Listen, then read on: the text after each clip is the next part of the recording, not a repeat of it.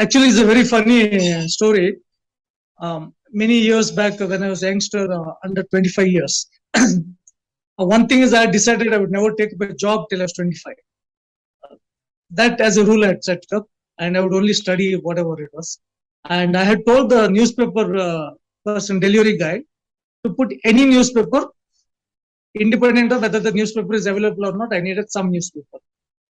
And just at the time when I was getting on to be 25, just about the time, and there was Reuters and all those things. Which year was it? I'm just. I think this is probably 81 or 82, around that time.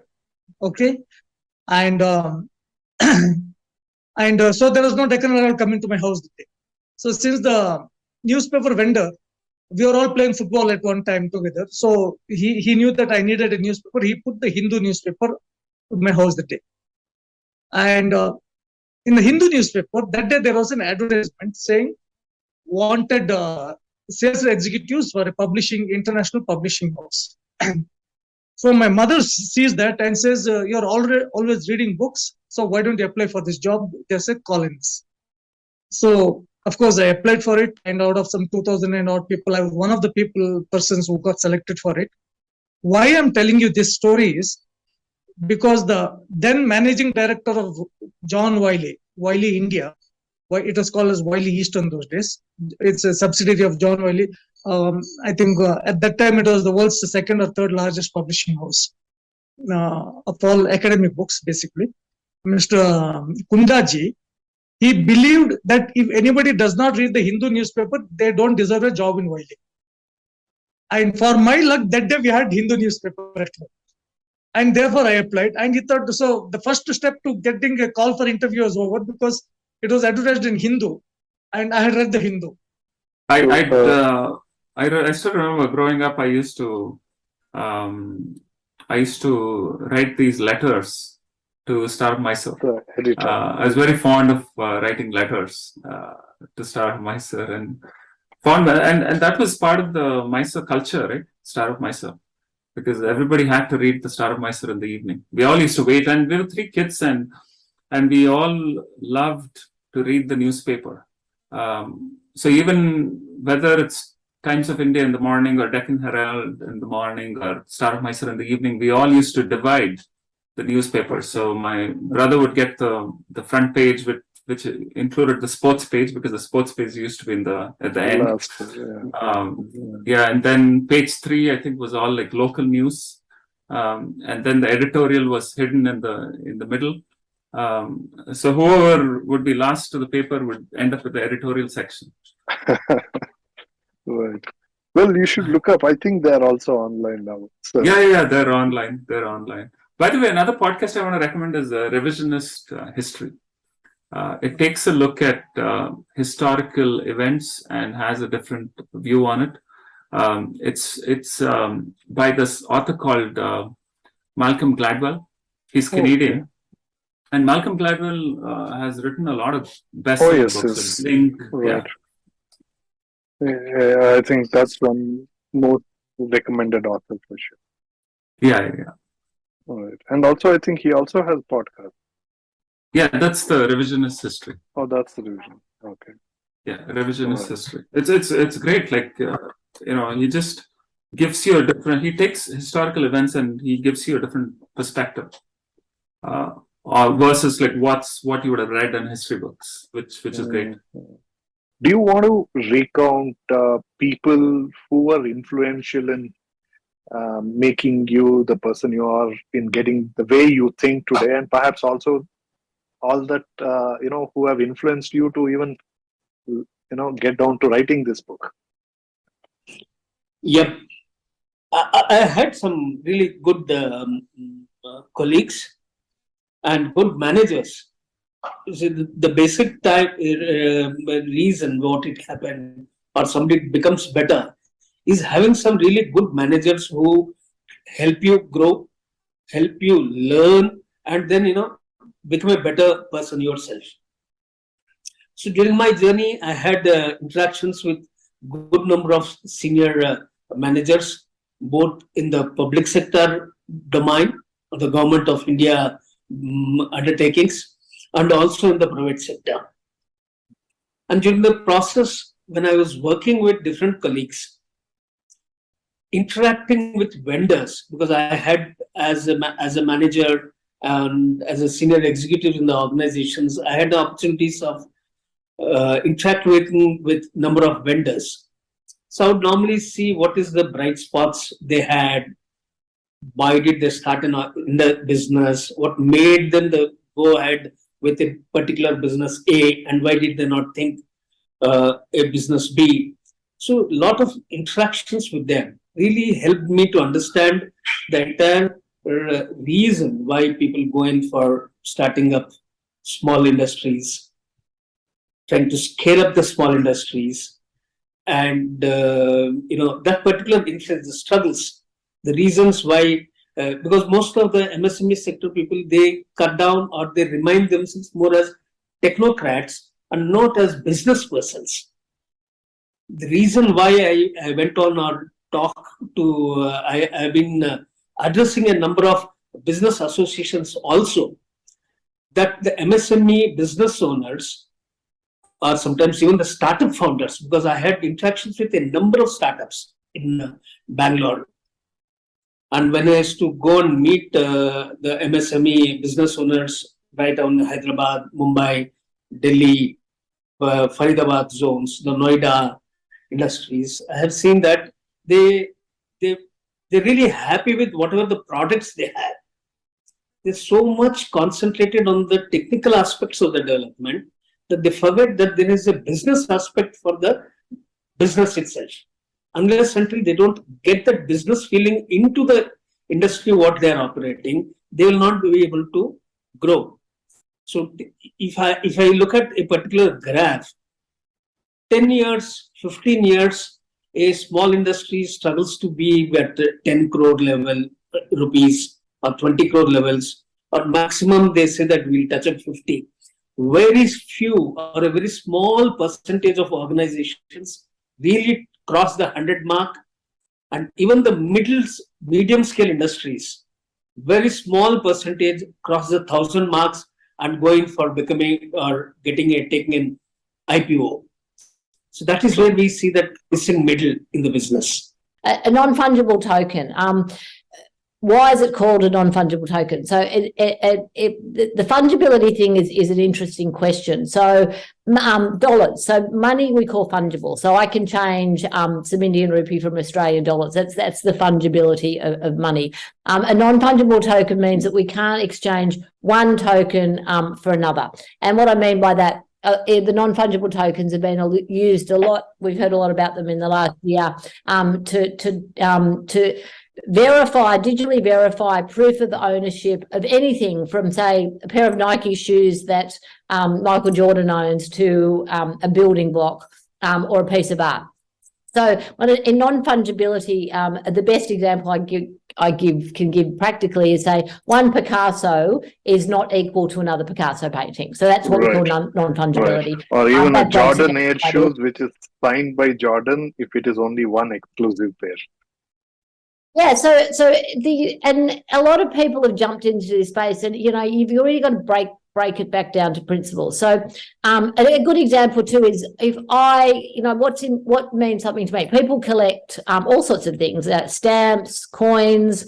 My little girl, when she was a child, used to collect snow globes, those little buildings you could turn up and down. There's been a collectibles around. This non-fungible token sort of hype came from collectibles and from art to start with and it's all powered by the blockchain technology. The other problem is that we're now seeing, like we saw with initial coin offerings, we're seeing a lot of money laundering and a lot of movement of money, laundered funds and proceeds of illicit crime move into these things because there's not a lot of what we call KYC, know your customer, to get into these non-fungible tokens as you would when you're going to open an account at a bank or at a telecom. You have to do what we call KYC. So we're not seeing a lot of that. And the Financial Action Task Force, which is the global standard setter for money laundering, terrorism financing, have said if an NFT is an equitable, like an antique or a painting, there is rules around that under the FATF guidance around money laundering for things for precious art and expensive goods. So they're already covered under that. But they're also saying if these non-fungible tokens are used as a payment for something or a source of investment, you have a money laundering terrorism financing responsibility. 4 years ago, they said to me, Loretta, we don't see an issue with cryptocurrencies because they're too small a part of GDP. Fast forward to now, the FSB have come out and I've helped them and I've replied to their consultation. They've put out 9 recommendations on the regulation of digital asset or crypto assets, as they call them, to maintain financial stability. So when an asset class becomes on the radar of the Financial Stability Board, that there is a particularly large risk that this ecosystem has so much teeth, trillions of dollars, that it can bring down a global economy. That's very, very, very significant, and it's an incredibly vast move, and it shows you how fast innovation has moved since the inception with this technology. How do you see the government's policies and other effort in terms of how is it helping you or restricting you, restraining you? How is that? Where does that stand? See, I would say I'm pleasantly surprised by the support and the interest and the effort that the government of India is putting into, transitioning the automobile industry to electric vehicles. India, of course, has an imperative to transition to electric vehicles as quickly as possible because we import most of our fuel. Almost 85-90% of our fuel is imported. And that's more than $100 billion every year. So it's a huge, forex outflow for the country. We are making the oil exporting countries rich, and so that's where it is. 2, there's a lot of pollution that is happening.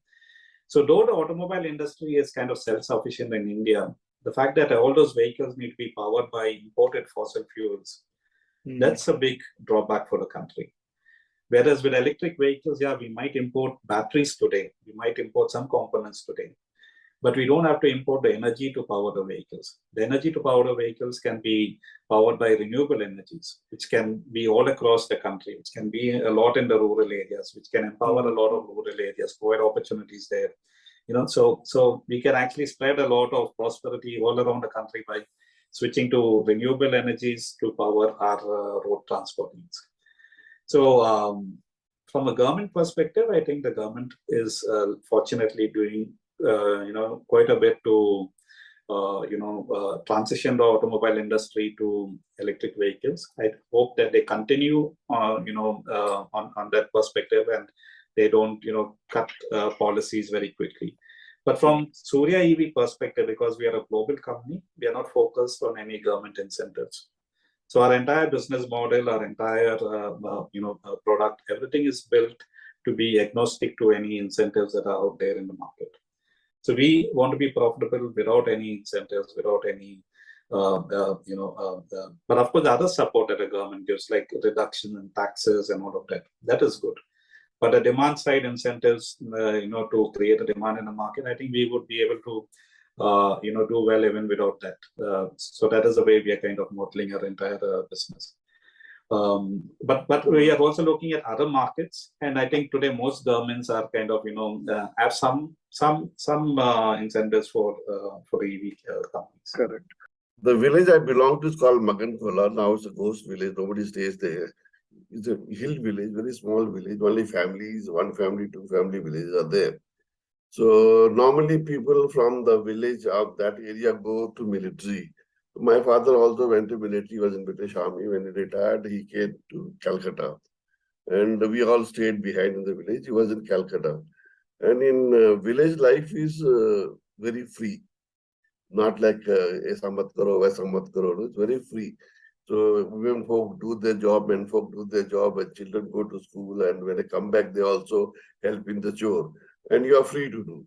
And anything we used to do, we used to have a lot of creativity. So sometimes this creativity went wrong also, because in my village, my senior cousins, they started bunking their school. And we had two groups, of the senior group and the junior group. Junior group, we had me and my cousins, and 3 fellows were there. In the senior group, there are the 4 fellows, and they started bunking the village, bunking the school. And they instead of going to school, they used to go to small cave and spend the day there. They used to play cards, smoke bidi, smoke ganja. This was. Now we found out that these fellows are not going to school. So just we'll tell the elders that you are doing this. So just to keep their secret, they dragged us and made us smoke cigarettes and all those. So we also started bunking the school. Now, in one particular day, we're having one competition. A small pointed stone, you throw like this, and it makes a sound. And we say whose stone goes furthest and maximum sound. That was the competition. So when my turn came, I also went, and it didn't create a sound, but it went quite further. 5 minutes later, somebody came to our this one. It was my uncle. His head was all blooded. My stone was hit him there. Oh, sure. Yeah. So that stone, then my uncle wrote very strongly to my father, your son is gone to dogs, you take him to Calcutta. Otherwise, so that stone was a turning point. The stone was a turning point of my life, because if he hadn't gone there, probably I would have joined the military or something. Because I went to Calcutta because of that stone. But I have to say, I have to admit that people, again, don't like online trainings. So they're always much, much happier if they do a face-to-face training, or a in-person training. So in that way, you have more happy customers if you go to the in-person training, and you have But considering online, what technologies are you using when you do online currently? Well, we're doing quizzes like with Kahoot or Wood Club. Those are online quizzes that we use. Like I said, the breakout rooms, we're using whiteboards. We're using like Padlet or Mural. Those are the tools that we're using to actually really get people or keep them involved. The problem with online learning is that your computer is open, and you're probably also watching your Outlook, your emails, and you're probably also opening an Excel sheet, because you still have to do some calculations. People are doing. How do you see the technology developing tomorrow? Perhaps there may be a feature with Zoom Enterprise, which gives comes with a lock all other applications, all business applications. So even if I have whatever my messaging systems and email and everything else, the moment I log into Zoom, and if it is this account, enterprise particular account, perhaps let's say the feature is that it enables me, or you as a host can lock. Oh, I would love that. I would love that, because the other programs on your computer are my biggest enemy, you might say. Correct. Yeah. So I say that also to the people, like, look, I'm giving you a training, and this is like a present that the company is giving to you. You get all day today to do this training, or half a day. In online, we mainly do half a day. You get now all afternoon to do this training. You should be happy. I mean, most people are happy that they receive this kind of present, because today you can totally like look at yourself, develop yourself. This is a beautiful present. Are you really, really going to spoil that present by doing other things? I hope not. That's what I said. I hope not. And I do with my fingers like that. I hope not. I say, take the present now and concentrate on what we're going to do here, because this is your present for your present. It's present. So be in the present. Yes. Yes. And that's how I come up also with, please turn your camera on and keep it on. And of course, if you have to go somewhere, if you have a call or whatever, you can turn it off. But please do that. And I even ask people not to put themselves on mute so that we can have real conversations like we normally, you interrupt people, you ask something, but if you have to unmute all the time on the button, it doesn't work like that. You cannot have a normal conversation. So I very often also don't have very importantly, see, if I keep it on mute, it doesn't stop me from picking up the phone and answering another call because I'm anyway on mute. You won't hear it. exactly. Yeah.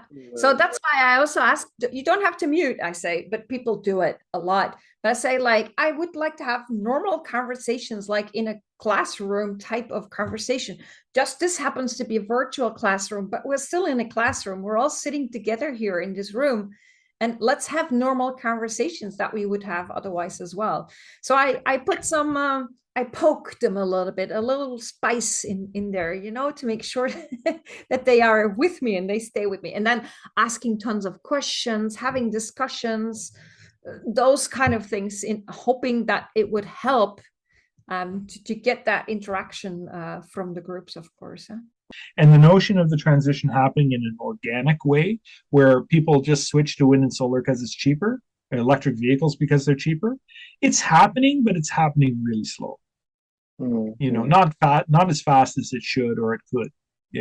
I think it'll happen faster than some people imagine. Some people think it will never happen, and I don't think that that's the case. I think it'll take decades. It'll cost trillions of dollars. It'll require compromises. It'll require political will. It'll require regulatory intervention and tax intervention. But I think it'll happen. It's just going to take a long time. Who do you think are the biggest influencers in this space? United States. The United States. The United States, without question, is the biggest impediment to decarbonization. Oh, impediment, you say? Okay. Yeah, absolutely. Right. The United States is a giant impediment to decarbonization, and the reason that they're a giant impediment. The trouble is, the United States. I mean, like India, the United States is a big place, right? Yeah, the population's not as big, but it's a big place with a diversity of opinion. And if you look at you look at parts of the United States, they're fully on board with decarbonization and doing their level best to make it happen. Now, some of those efforts are smarter than others and will yield better fruit than others, but some of the United States is definitely on board, and some is still in denial and bargaining full on. I mean, they're building $1 billion black ammonia plant in Texas City right now. They're not talking about it. They're building it. No carbon capture in sight. $1 billion. So it's just like, people complain about China, and from my opinion, the thing about China that's interesting, there are many things about China that are fascinating, but in this regard, the thing about China that people need to keep, I think, clearly in focus is that China is pursuing renewable energy not because they give any care about decarbonization at all. Yeah, okay, maybe they care a little, but they're not pursuing it for that reason. They're pursuing it because of energy security and energy sovereignty. The Chinese they understand that they get petroleum and gas from others, and they have their own coal. So coal is last out. Okay, and the reason that they're pursuing electric vehicles and they're pursuing solar and wind is not just to build an industry, that is world dominant and hence be able to extend. For coal, they've been dependent on Australia, right? For coal. Yeah, well, they import coal from Australia, but they have their own coal resources too. And so coal is last out relative to petroleum and natural gas. Petroleum and natural gas, they really don't have very much, and they need to import what they get. So they'd like to get rid of that stuff as soon as they can because it makes them vulnerable, right? So they're pursuing decarbonization agenda, not for decarbonization reasons primarily. We don't operate in isolation. We operate with people around us, okay? And we're only as good as the people around us to fix problems. So our human intelligence is very much dictated by our ability to interact and figure out ways of fixing problems. And when you actually introduce artificial intelligence, that is it's oil and water. It doesn't augment. So we can have there's a whole detailed discussion around that. That's the reason why I wrote a book about it. But the real crux of it is people, if you give people the opportunity to think, they have unbelievable power to resolve issues, particularly as a team. And so my main focus is to harness that power. And throughout my career, pretty much, I've spent a lot of my career, even though I'm an engineer and technologist, taking technology out to improve businesses, because it becomes overwhelming. So just taking a simple example, but it's relevant to now. In manufacturing, a lot of people put MRP systems in, and MRP systems only work with 95% data accuracy, because that 5% kills the system, and it creates that inaccuracy, kills the system. And you'll find at the moment people are talking about data, when in fact human beings don't need much data to make good decisions. But there are some things that people are not good at doing. So, for example, routing vehicles. When you get past 10 permutations of delivery driver, it goes to billions, right? And so obviously that's not something that plays to our strength. So there are some things I think that fit quite well, which are isolated. There's controlling nuclear fusion is a good application of artificial intelligence, because we simply can't do it fast enough. But where that human interface comes into play, it's very destructive. And I'm saying that from the psychological perspective, which most people don't understand. And I think we are already doing it. At least this leadership has understood, and they are proactively doing it. Suddenly now yoga has become the talk of the town, right? Now, we have been doing yogas for decades, thousands of years or beyond that. But now suddenly it has become the mainstream. Same way, proactive health is more important than reactive health. And for proactive health, you will have to understand how to take care of your health. If anything good COVID did was, people suddenly became very, very conscious about having good health, because the people whom we lost, generally they had comorbidity. They had either BP or they had sugar, or they had some other thing. And so their body could not actually deal with the amount of toxins that virus was pushing inside the system. And that's why they actually lost life. Okay. So more and more people are becoming conscious that unless and until we take care of our health, ourselves, nothing is going to happen. We're going back and taking some other products is not going to happen. And I think the current leadership has taken, or the policymakers are doing it to a large extent. They are trying to propagate it. They are trying to promote it. How much it, and people also are willing to take this thing in their hand and trying to change their lifestyles. But it is going to take some time. It is not something that will happen immediately. And I think personally, in this whole scenario, not because I come from probiotics, but in this whole scenario, if you just went back, a little back or step back and saw how probiotics has been an integral part of your system, you will find most of these things starts from the gut. We have been told not from now, from ages, whether it was that your gut was your actually second brain, and that's why the feeling that is why the talk called gut feeling. How much ever whatever you may say, scientifically it is proven that your gut is the only organ which is connected to your brain through a nerve called vagus nerve. The funny part, the gut has actually 70 to 80% of the neurotransmitters or the chemicals which make you happy. Define transhumanism or transhumanist. Who is a transhumanist? Sure. Well, transhumanism is usually just people that want to use science and technology to radically modify the human body. But I like to think of it as like the top 10% most extreme science. So artificial intelligence, for example, in the news a lot lately, is a critical part of transhumanism. So is genetic editing. But we're the kind of people that put exoskeleton suits on the disabled so that they can now get out of a wheelchair and walk around. But we're also the same sort of people that might put an exoskeleton suit on a Olympic runner and then try to get that Olympic runner to even run faster than he's ever run or she has ever run before. And so transhumanism is really just trying to expand the human capabilities using science and technology. How do you think we should prepare for this transhumanist future?